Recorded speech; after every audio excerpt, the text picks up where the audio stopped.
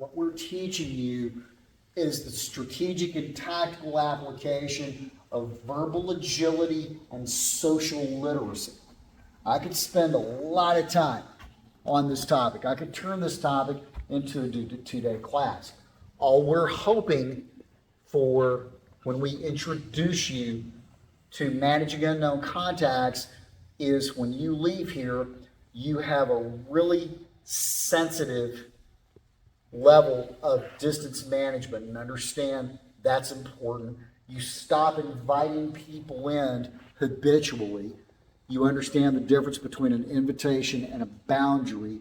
You stop backpedaling, and you keep your hands up. That's what we're hoping, okay? A lot of people will look at what we do and think this is just a way to justify being publicly maladjusted, okay? And that we're just making excuses to screen people. That's been some of the criticism. There's a lot of nuance and there are a lot of layers to this, okay? A couple of specific things. Qualified cooperation. That's a strategy, a specific strategy that we use for a solicitation. Such as a guy says, hey man, can I talk to you for a second? And you say, sure man, stay over there and we'll talk. So I'm cooperating with this person.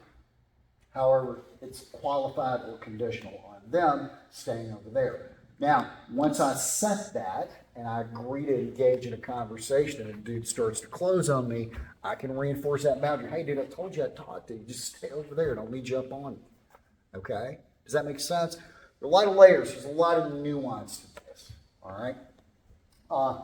Here's another one we hear that we pretty much, especially in ECQC, get into the weeds on when we see people trying to justify things that they said. I was attempting to de-escalate. That's a popular word. We should always be practicing de-escalation. Yet when I ask people for that definition or specific examples, rarely can somebody give me either. Okay? When I ask them we've had people in ECQC step between to arguing people put their hands on their chests who are obviously irate and say, hey man, just calm down. All right? And I say, and they get the shit kicked out of them, typically when both guys jump on them. And when I say, hey, what were you trying to accomplish when you did that? The answer will be, I was trying to de-escalate. That word is a buzzword, okay, that people just throw out there with no idea of what they were doing. And they say it because it sounds good. It sounds like something you're supposed to do, regardless of even if you know what it is or how to do it. Is de-escalation me looking at you when you close on me and very authentically saying, hey man, this is getting ready to get real fucking expensive.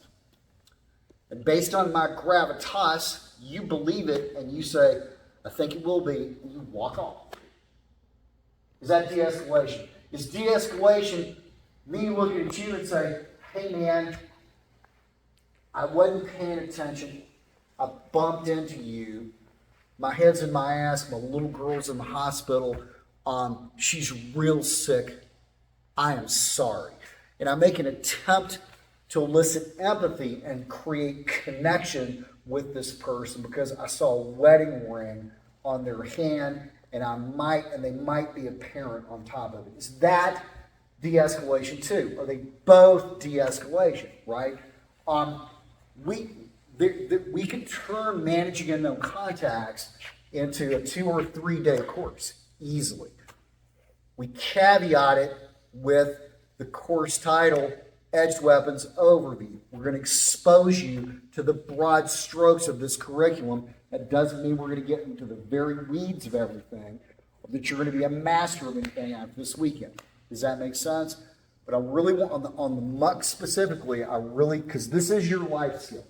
More than anything else we teach, this is what you're going to use. This will prevent, if you do this well and you master this content and really own it, this will mitigate 99% of the public conflict that you will have. Okay? The rest of the coursework is about what if that shit goes. Okay? Questions at all?